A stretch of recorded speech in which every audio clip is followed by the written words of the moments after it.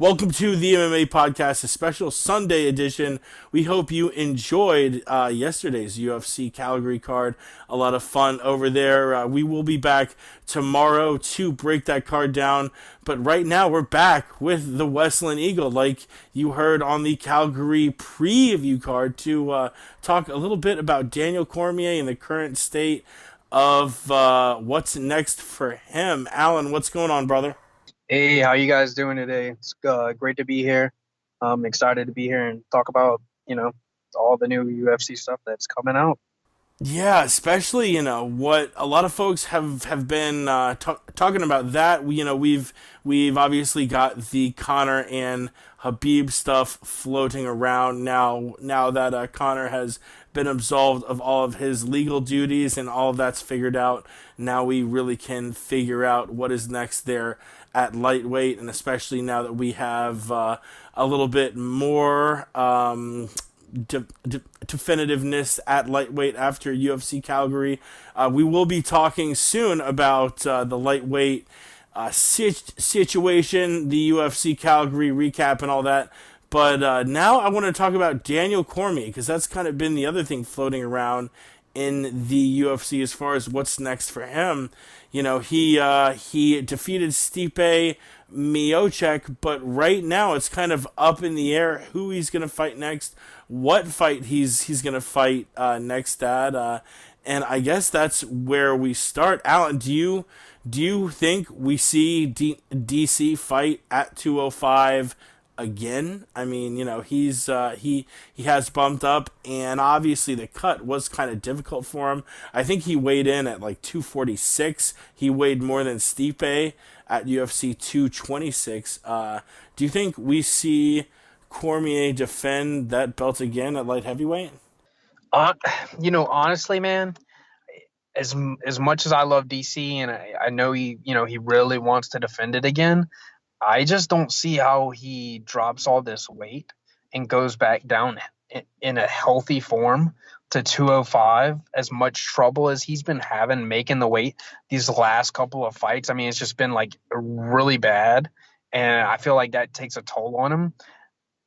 I just don't see him fighting again at 205, whether he takes a catch weight and, or fights one of the 205ers at heavyweight.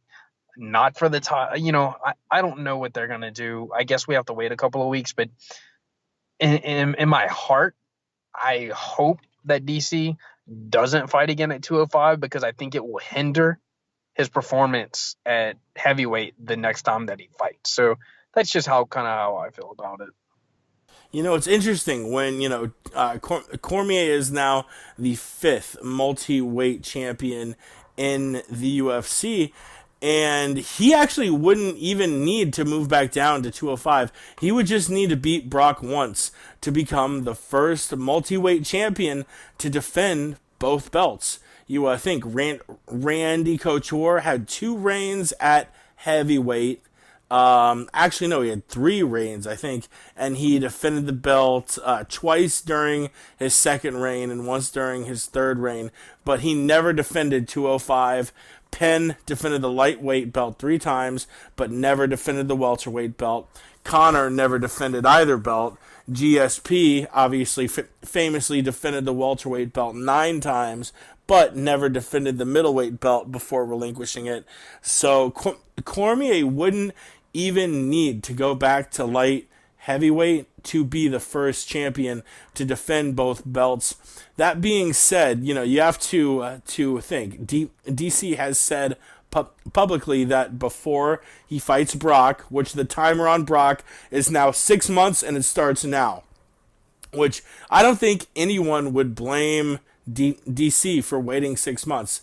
But before the Stipe fight, I actually said I think DC will beat Stipe, then beat Brock, then the last fight of his career will be him versus Jon 3 at heavyweight.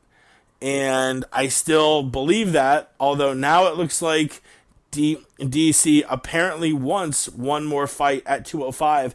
And the only reason I could see why he would want that, obviously he has enough money. I don't think the Brock fight and the John fight is going to make him scores more than a fight at 205 would make him. But I think the only thing that makes sense to me is I think DC wants to be not only the first fighter to defend at both weight classes, but he wants to be the first guy to be active at two weight classes, which he would be, if he defended the 205 belt, moved up, took the 265 belt from Stipe, moved back down, defended the belt at 205, then moved back up and defended the belt at 265 against Brock, and then later John. That for sure would be active at both weight classes. I do also agree with Anthony Smith, who in the post-fight conference last week said that he thought Cormier to be a pretty honorable person, and if he thought he wasn't going to be fighting at 205, he wouldn't just be holding up the belt for nothing. So I do think we will see a little bit of resolve on this. Obviously, I think DC probably wants an easy fight at 205. Does he deserve it? I think comes into question. Does any champion ever deserve an easy fight? And if they do, then DC does. I have seen. He obviously first called out Shogun, who lost to Lionheart Smith.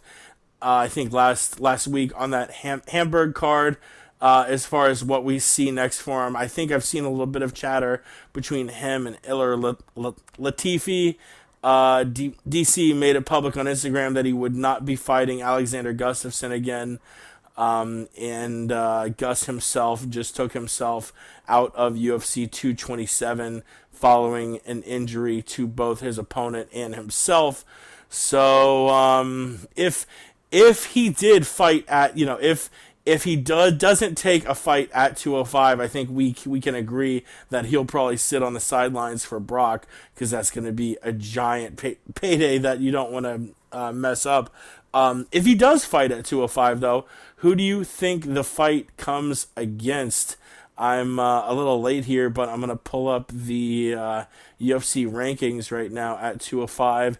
You obviously have Cormier right now as the champion, Gus at number 1, injured, Volkan at number 2, injured, and then 3, 4, and 5, three guys who have yet to fight DC, and 6, Ilir Latifi, Jan Blachowicz, Jimmy Manuwa, Corey Anderson, also coming off a recent win.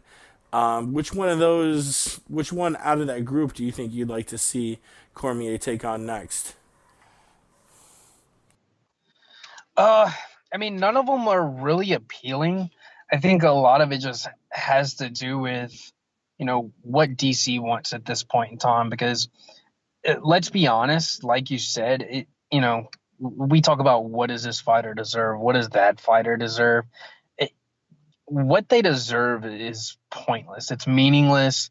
It doesn't matter in today's landscape, nor has it ever.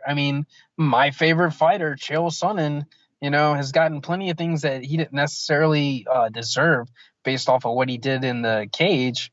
It was more of what he brought to the fight, the stuff surrounding it. So if you look at all the guys at light heavyweight, none of those guys really bring anything for DC in terms of either I don't feel like competition, or in terms of, promotion. Let's be honest, man. Ilir Latifi, Jan Blachowicz, Jimmy Manuwa, Corey Anderson, Ovince St. Preux, Anthony Smith, all these guys, none of them are going to be a challenge for DC, and none of them are going to do anything to build his stock. I know with, what you're saying with he wants to defend the title again and get an easy fight. I totally agree with you. I just, I don't feel like there's anybody to pick, because, the two top choices, both guys are hurt. And the next 4 guys you have in line, they're pretty much all the same. They're all no name fighters who don't, garner any type of clicks, attention, or anything. So it basically just be about DC defending the belt and being a real champion. And, like you said, he probably does want to do that. And if he does, then, that's his decision. And, so be it. And I feel like he should be able to choose whoever he wanted, to defend the title against. I don't think any one of these four guys, Latifi, Blackowitz, Manowar, Anderson, I don't feel like any of them are more deserving than the other. So it's basically just who does DC want to fight, or who does the UFC want him to fight? If, I don't know if there's anybody in another organization or some type of super fight that they could make besides the Brock Lesnar fight, but in the end, it doesn't matter. Like, DC has already proved who he is. He's the light heavyweight champ. He's defended the belt multiple times. He's about to defend the heavyweight championship next year. I don't feel like he should retire. I feel like he should keep going. So, who's to say he doesn't keep fighting for another year or two, even though he's been adamant about quitting because, he does the family thing and UFC broadcast commentator extraordinaire, and he's great at it. So it doesn't matter. He'll fight if he wants to, and if he doesn't, he won't, and he'll just wait for Brock and that payday. What sort of credence do you give guys like Miocic, who like I mentioned before, has been demanding a rematch, claiming that Brock does not, shouldn't be given a title shot and all that. What do you think about those making waves in that camp? Pointing out the obviousness that yes, Brock Lesnar is not by merit the number one title challenger, but for many other reasons, I think the fight should obviously be made. I mean, you got to feel for a guy like Stipe, who, you know, is a full-time firefighter, did his job, was a UFC fighter part-time. He lost two fights to, you know, Stephen Struve really early in his career when you could tell that his conditioning wasn't on point, and he got, tired and basically got, TKO'd. And then against JDS where he had a war. I mean, Jesus, what a war that was, with JDS. And then once he turned it up to the next level, he ended up winning the title, beating, Fabricio Verdum, who a lot of people feel like is the most credentialed, heavyweight in MMA ever. And to beat him and then defend the title. I mean, he defended it 3 times, which nobody had ever done. He didn't get the respect he felt like he deserved. Felt like he was paid a subpar rate.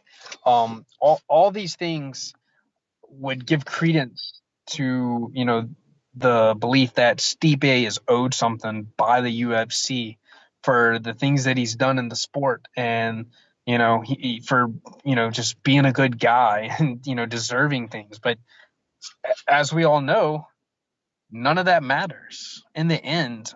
Conor McGregor has been gone for 2 years, and he's going to come back, jump the line, and fight whoever he wants and get a title from a guy who shouldn't even be the champion because he beat the number 15 ranked guy to get the title.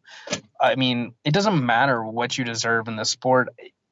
Yeah, I feel like Stipe deserves a lot, but I don't feel like, it really matters at this point because I think he's still in his mid-30s.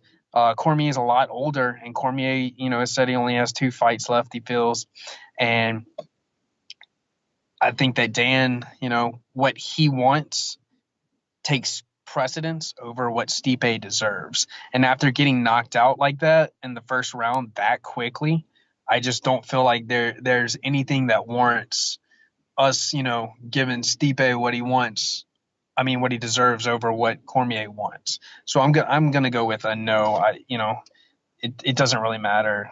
I think that Cormier should be able to book his next fight, and Stipe can either wait, take time off, or he can, take another fight against somebody, which there's nobody really for him to fight. Very well said, my friend. Follow our buddy Alan on Twitter at West Lynn Eagle. tomorrow. We should be back with a UFC Calgary recap. Talk about that exciting main event fight between Dustin Poirier and Eddie Alvarez.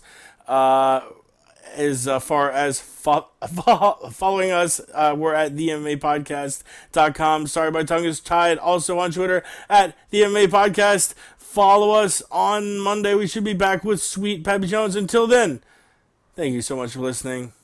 We gone.